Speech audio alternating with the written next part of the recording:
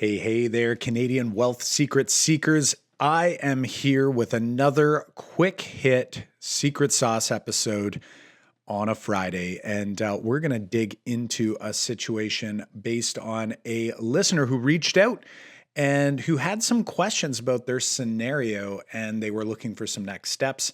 I thought this would be a really great one given some of our recent episodes around the Smith maneuver and around the idea of using leverage, good leverage, and how you can best arrange that leverage to maximize your actual asset growth, but also minimize taxation along the way. So really, we're talking about efficiency here.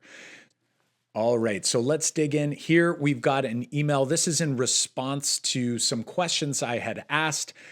This individual is married, has two children, aged 4 and 7. And I asked a little bit about their situation. They are both T4 income earners. So no business here, although they do own some rental properties. So I would argue that is a business, but it is not corporately held. It is actually held personally in this particular case. His spouse makes about $125,000, $130,000 a year. And he makes $120,000 per year, so about $250,000 of household income. They own their primary residence with a value of about $1.7 million, and they have a mortgage of about $1.3 million on that home. Now, some other details that are important here is that they actually did a refinance and they also have a home equity line of credit in order to fund the purchase of some rental properties. The one rental property is a condo in Burnaby. It rents for $25.50 a month. And there's a townhouse that rents for $35.90 per month. And in those cases, there's actually a good chunk of equity in both of those rental properties. The condo's worth about $650,000 we can see here, and there's a $206,000 mortgage. And on the townhome is valued at about $1.25 million and has a mortgage of about $721,000. So the question here is whether they should be trying to shift the equity from the rental properties to their primary residence. So that's a great question. And there are some questions and wonders I still have that I'm going to be curious about here. And of course, this is not financial advice. This is some ideas and perspectives to consider in this particular scenario. Now, on the onset, I would argue that I would like to have more equity in my primary residence than I would in my rental properties. Now, that might seem counterintuitive to some people because you're thinking, wouldn't that affect the cash flow of the rental properties? And you're right, it actually does. But remember, you know what is the worst cash flowing property that you own?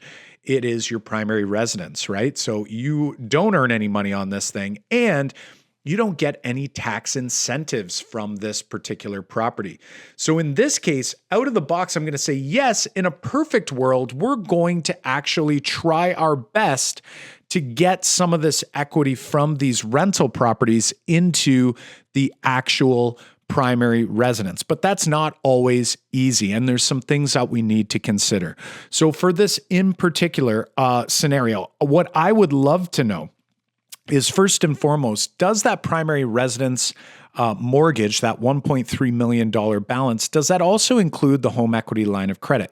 My assumption is yes, because right now that would put them at about 76.5% loan to value, meaning they have about 76% of their equity is leveraged, okay, in that property. There is only about 25%, 24% of that property has equity in it. And typically, when you're refinancing a property like they had said they've done, they will only be able to refinance up to 80%. Even though when you go to buy your first home, you might be able to put 5% down or 10% down. When you go to refinance, the lenders actually want you to keep at least 20% into that property, or at least as of this recording. Now, with the rental properties, The thing that I would love to know is what are the terms of these mortgages? Because out of the box, typically, when you are getting a mortgage on a rental property, you are typically going to pay a higher interest rate than you might on your primary residence. The other thing that's really important for us to think about is I don't know when these mortgages were put into place. So, for example, if on their primary mortgage, they locked into a 5-year fixed rate somewhere around 2020, 2021, when rates were at all-time or at least 30-year lows, they may have gotten a sub 2% interest rate, which is pretty awesome. And it makes it really tough for you to sort of decide whether it's worth actually paying that down quickly when we know inflation is actually above that 2% rate. So really the debt that you're holding is actually, almost in a way you're making money by holding that debt because dollars are losing value faster than the cost of that debt in that particular case. So I'd really like to know what are the interest rates. I'd also like to know how much of that 1.3 million on the primary home is actually a fixed rate mortgage, or maybe it's a variable rate mortgage. What are the terms there? But then also what percentage or how much of that balance is on the home equity line of credit? Because the other thing I know about the home equity line of credit is that rate is going to be variable and it's going to be based on prime, and it's probably going to be something like prime plus 0.5% or prime plus 1%. Some people might be lucky enough to just get prime, but ultimately we know prime right now is at about 6.45% now that we've had the recent rate cuts from the Bank of Canada. That number may continue to go down. So the question then becomes is how much of that primary mortgage is actually on that line of credit? And are we already writing off the line of credit portion? Because if you borrowed against your home equity line of credit in order to make an investment, we know from all of our Smith Maneuver episodes, for those who haven't listened to those episodes, we have episode 44, 81, 87, and most recently, episode 90, where we unpack the Smith Maneuver. The idea is that if we borrow against our primary residence on a separate portion or on a separate line of credit that's easily trackable, we can actually write off the interest there. So that higher interest rate might not be as high as it really is when you actually account for the fact that you're writing it off against your income. All right, now, with those unknowns, we now need to talk a little bit about these actual investment properties. So the condo actually only has about a 32% loan to value currently. 650 is the value and only 206 is outstanding. So there's a lot of equity available there. I love the idea of pulling that equity out. But at what cost? And what are we going to be changing in order to do so? So for example, if I'm able to refinance that condo, and actually take that and get a decent rate, maybe there's actually a win on the rate arbitrage there. It could definitely be worth it. But if I'm breaking the mortgage, maybe it's a high interest rate mortgage, 6.5% or high sixes. And when you break the mortgage, the lender's going to be essentially asking you to pay them a certain number of months interest, 3 or 6 months, or what they call an interest rate differential. Basically, the difference between what they could get on a new mortgage when they lend that money out again versus what they were receiving from you. So these are things we have to factor in. How much is this going to cost us? If these two mortgages are coming up for renewal anyway, then it's just going to be some legals, which is not very costly and could definitely be worth exploring, regardless of what you end up doing with the money that you pull out of those properties. In my world, I would much rather pull equity out of my rental properties and repurpose those funds for other investments or potential debt pay down. In this particular case, on the primary residence, it may make sense. But we want to make sure that it makes sense and it is a good cost benefit analysis that's been done. On the townhome, we have about just south of 60% loan to value, which means there's a good 20% left there that could be pulled out.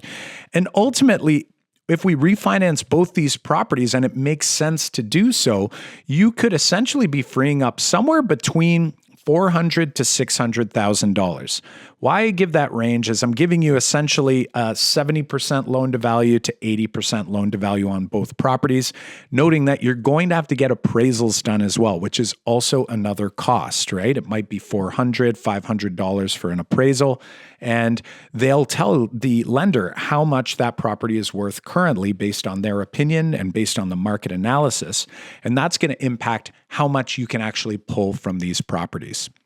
So the question really here that I have is, what are these current rates? What are the current terms? And how costly is it going to be for us to refinance these properties at this time? Does it make sense to just wait until those terms are up? Maybe it's up in 3 months or 6 months. Or is it something that actually makes a significant difference now in order to take more of that money that's locked up in these rental properties in order to pay down some of that mortgage? If my primary mortgage is a large mortgage amount and it has a high interest rate, it could very well make sense for them to refinance now and to try to essentially create more tax deductible interest on those rental properties and to pay down some of that primary home.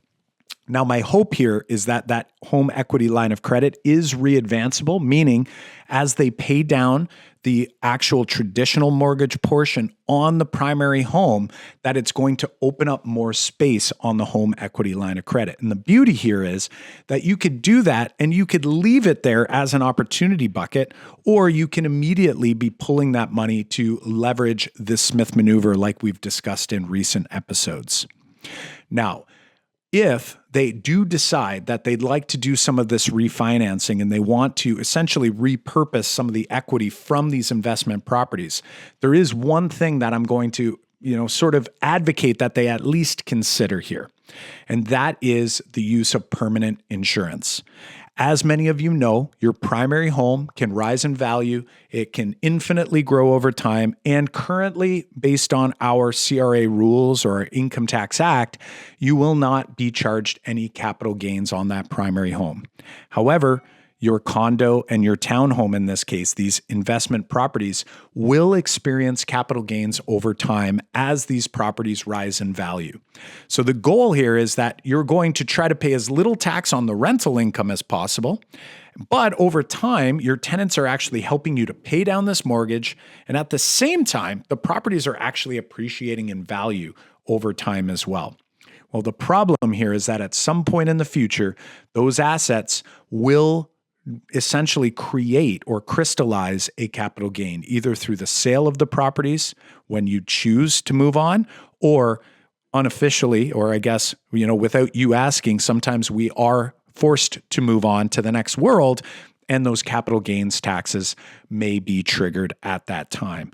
So the goal here is, how do we incorporate a tax minimization strategy that doesn't restrict any of your money, meaning it doesn't cost you any money, it doesn't have an opportunity cost to it, or at least one that's only very minimal in the first couple of years, so that you can essentially be buying more assets, creating more of a tax burden for yourself, but at the same time having the solution to that tax problem at the very same time. And that's where permanent insurance comes from.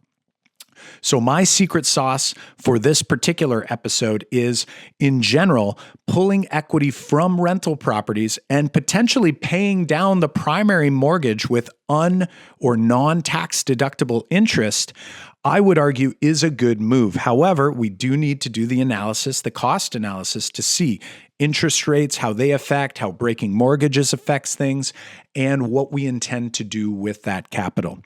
If they do decide that refinancing this condo and this townhome, these two investment properties, does make sense, I would be advocating for them to explore, where does a permanent policy fit in along this route? I would probably be taking that money out and starting to fund some into a permanent policy to start building that opportunity bucket.